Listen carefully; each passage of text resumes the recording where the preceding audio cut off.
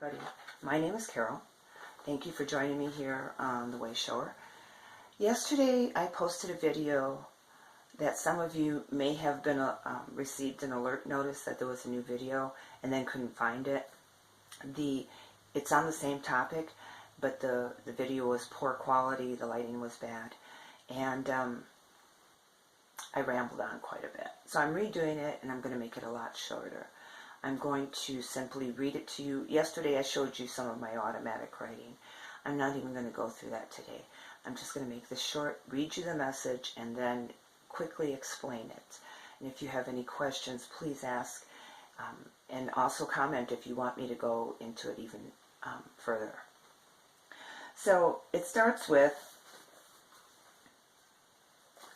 humans think they are separate beings because their ego's desire for independence.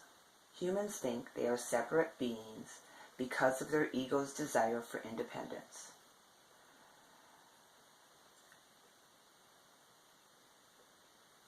We have no such desire. Our only desire is to be whole.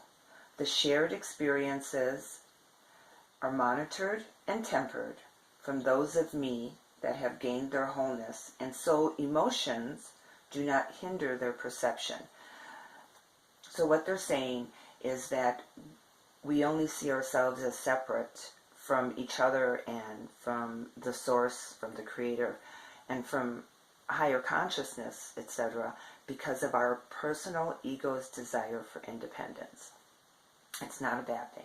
It's just explaining why and how we see ourselves as separate. So we need to work with our egos to quiet our egos down so that we can begin to see things in a more holistic manner.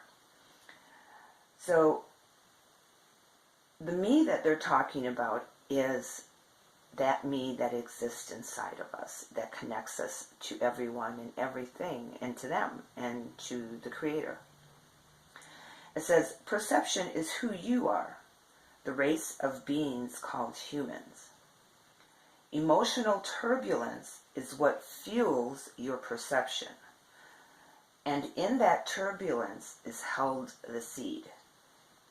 So our emotions and the drama and the trauma that we go through because of our individual identities and our inability to see our wholeness and our connectedness, that is because of our perceptions and the emotionalism that is connected in all of that. But within all of that, within the emotionalism and the turbulence and our ego identity and the way that we perceive things, within all of that, the seed of who we are is buried in there.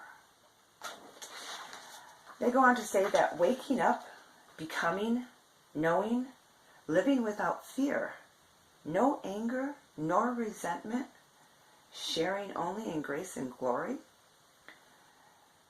It says, the future is now. We are here. The 11th hour is passing. The 12th hour will bring more chaos as the separation begins in earnest. The 13th hour will see the ending of the harvest when the wheat has been separated from the chaff. What they're saying in that is that the waking up, the becoming, the knowing, the living without fear, no anger and no resentment, and sharing only in grace and glory, that's what is happening now. That's why things are happening the way that they are now. So that we can wake up, so that we can become, so that we can know, and we can live without fear, and we can live without anger, and we can live without resentment. To live only in grace and glory. That's why things are happening the way that they are right now. That future that we have all heard about, it is now. It's now. And that's what the 11th hour is about. It says the 11th hour is passing. That the beginning of the awakening process for all of us to start to wake up, to understand that there is more to who we are than meets our third dimensional eyes, than the way that we perceive things. There's more to who we are than the way that we perceive things. And in order for us to understand all of that, we have to access the internal me, the internal one, the capital M, capital E, that knows these things, that understands these things. So the 11th hour is passing, which means that when the 11th hour is passed, then the 12th hour starts. And what they're saying is that when the 12th hour starts, there's even more chaos and more confusion, because the separation begins in earnest. That means things really pick up. What separation are they talking about? They're talking about the separating the wheat from the chaff. And what that is that when you harvest wheat in the fields, there is the part of the wheat plant that is good, that we use for our flour and for our baking and eating, etc. And the rest of it is just, there's no nutrients in it, or very little nutrients in it. And that's called the chaff. So, and you can look it up, you can Google it or something. But what they do is they, in the old days anyhow, they used to shake it and vigorously and toss it up. And the good heavy stuff would fall back into the sieve, and the chaff, the stuff that was no good, would be whisked away in the wind. And you'd be left with only the good stuff. So that's what they're saying is going to happen in the 12th hours, that things are going to pick up. And people are going to be shaken up even more. And that's happening in order to separate the wheat from the chaff, the good from the stuff that is not usable. And which is not saying bad things about other people who will become the chaff, who will be whisked away in the wind, because they're not waking up, because they're not living in the truth. That's not a terrible thing, and we should not allow ourselves to go into judgment about it. It's just the way that it is.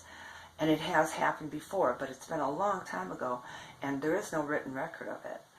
Anyway, it says, after the 12th hour, during the 12th hour, there's more chaos, because the separation begins in earnest. And then the 13th hour will see the ending of the harvest, when the wheat has been separated from the chaff. So the 13th hour is just at that point. It's kind of hard for me to explain because I don't completely understand it either.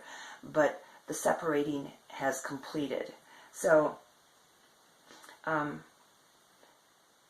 is the moment, if it were being looked at in a biblical sense, that would be the moment when those who are worthy are taken up.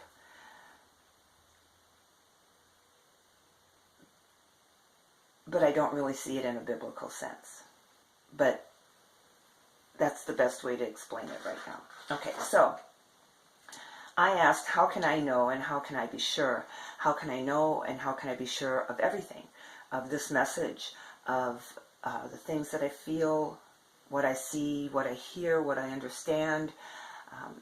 I wanted to know, how can I be sure that everything that I'm saying to you and everything that I feel inside and that I've come to understand, how can I be sure that that's the truth, that that's accurate enough for me to share with all of you? And the answer I receive is, you know because you know. To be sure is a trust plus a knowing thing. To understand, and it happens in order to understand grace and creation. So what they're saying in that sentence is that I know because I know inside of me. And that in order to be sure of something, you have to trust what it is that you know, and you have to, that's pretty much it. They're saying, because they said to be sure is a trust plus a knowing, which means that you have to know and then you have to trust what you know. So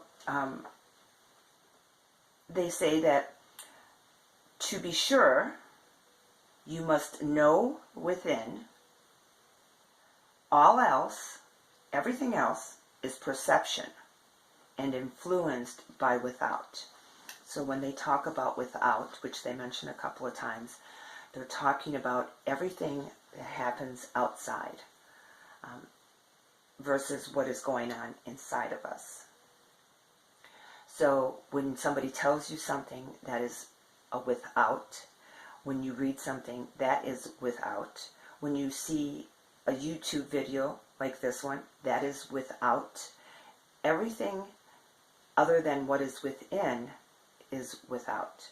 And everything that you access without can cause you confusion, because it is perception. You perceive. Right now, you are perceiving what I'm saying. Right now, as you view this video, you are viewing it through your perception. Okay, so it says confusion exists only because you look for answers without. If there is confusion, it is only because the clarity of self is overshadowed by the shadows of without. To live in peace, in harmony, is to live in truth. To live in peace, in harmony, is to live in truth. The question is, what is your truth? That's the question. What is your truth? The answer must come from within, not from without. So in other words, the big question is, what is your truth? And the only way you're going to get that answer for yourself is to look inside of yourself. So what I'm telling you here is a way to access your truth inside. What I'm sharing with you here is an understanding that whatever I tell you, or whatever anybody else tells you, any other wayshower, any other channeler, astrologist, anybody, your priest, your pastor, whatever anybody else tells you, that is not your truth. It may be a part of your truth, but it is not inside of you. It is coming from outside of you. It is somebody else's perception that you are now taking in and accepting as your truth. And you must find your answer inside of yourself, not outside of yourself. You have to. So they go on to say, if you are not at peace, if you are not in harmony, it is because you are not in truth, your truth. If you're not at peace, if you're not in harmony, it is because you are not in truth. You are still living in a lie. So then they give a brief way on how you can find your truth. They say, try this. First, look at what you think may be the truth according to the without, according to what you have been told. Anything that you have ever come to understand about God and Jesus and the Antichrist and the end of the world and all that other stuff, that is all from without. So they say, take a look at what you think might be the truth according to what you have heard, according to what others have perceived, and then they interpreted it. They want you to take a look at that.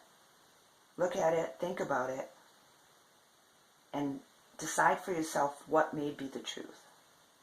Then they said that the next step is to feel it in your heart. So you take a look at it and you make it as compact as you can, and you feel it in your heart. And close your eyes and think about it. Next, you should ask, remember, ask for the wheat to be separated from the chaff.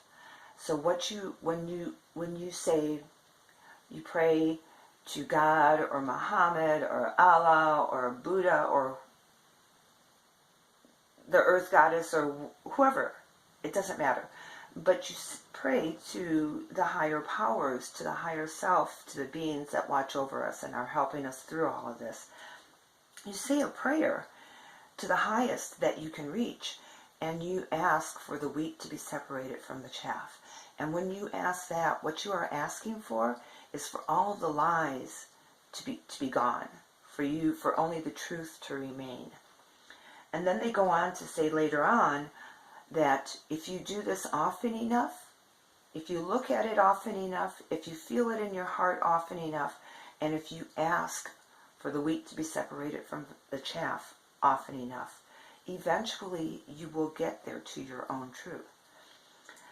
So after you ask for the wheat to be separated from the chaff, they say, look at what remains. See what remains. Look at it. And then build upon that. So the first time you do it, you might discover that everything that you were told since you were a child, that out of all that stuff, here's this little portion that feels like the truth, because you're feeling it in your heart. Here's that little portion that feels like it might be the truth, but the rest of it feels like it's somebody else's perception and it might be wrong. So then you ask for the prayer, dear God, is this right? Can you please separate the wheat from the chaff so I can understand it, so I can see the truth more clearly, so I can see my truth more clearly. And then after you do that, you look to see what's left. And you build upon that, and you try to understand it more, and you live your life that way. And then as you do that again and again, when they separate the wheat from the chaff, and, they're doing that, bouncing it up and down on a screen, and so that the good stuff falls to the bottom and the bad stuff is blown away in the wind, they don't just do that one time. They have to do that a couple of times to get rid of all of the stuff that has no nutrients in it, in order to be left with only the very best. So you have to do that a couple of times. You don't just do it one time and think that that's it. I have been on this path for 30 plus years, and it's always changing. I always discover something a little bit different and a little bit new, and my perception gets clearer each time. So they say each time you do this, you will come closer to your truth within, and the chaff without will be carried away with the wind until only the seed remains. The more that you do that, the more that you look at what you think the truth might be, and you ask for clarity, you feel it in your heart, and you ask for clarity on it, for the wheat to be separated from the chaff, and then you look at what's left, and you build on that, and you go about your life with that new understanding. And then you do it over and over again. The more that you do it, the closer you come to your truth within.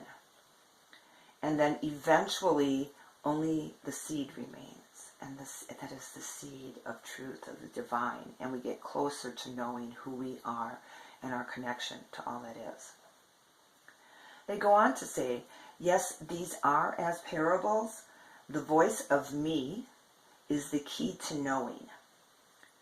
One must first find that key in order to access the knowing. So they're saying that the voice of me, which is an internal voice, it is your internal voice, it is my internal voice.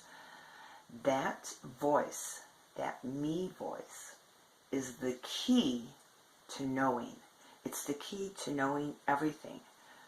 So if you want to understand, if you want to know, you have to access your knowing by first finding that key. You first have to find your me inside of you. The voice of me is now. It is within. It is yesterday and tomorrow, but can only be heard now. I'm going to read that again. The voice of me is now. It is within. It is yesterday and tomorrow, but can only be heard now.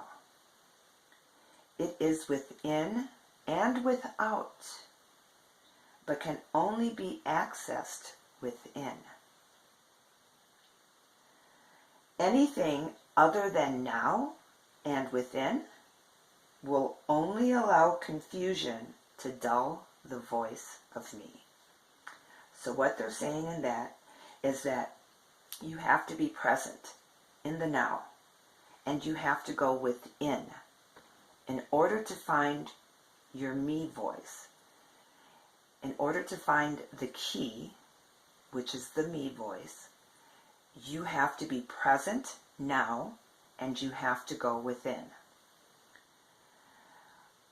Although the me voice is yesterday and tomorrow, it knows no time limits, no time constraints, past lives, future lives, mistakes made in this lifetime in the past, etc.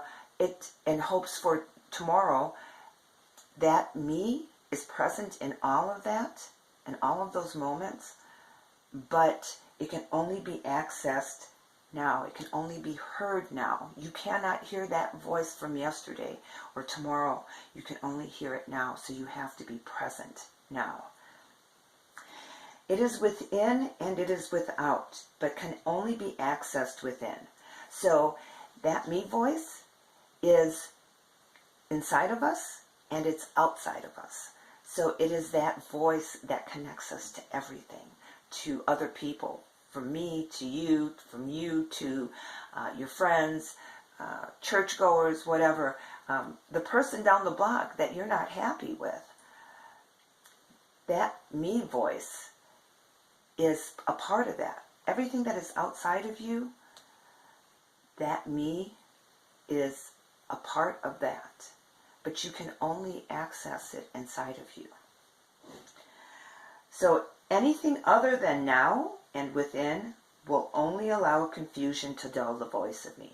So as you're listening to what everybody else has to say about the truth and about what's happening in our world today, and not listening, not being present, and not going inside of yourself, it only creates confusion for you. And it makes it more difficult for you to hear your me voice. It dulls it. There's so much going on up here that you can't hear what me inside of you is trying to say. Okay. I hope that brings a little bit of clarity for you. The video is still longer than I wanted it to be, but at least I was able to explain it a little bit more. If you would like me, if anybody wants me to go into more detail on it or to read it once again, please let me know, and I'll be happy to maybe make just a meditation video with that message, so that in doing a meditation video with that message, it might help you to access your me voice. I also suggest that hopefully you will try to access your me voice, have a pen and paper ready so that you can do dictation and write what it has to say.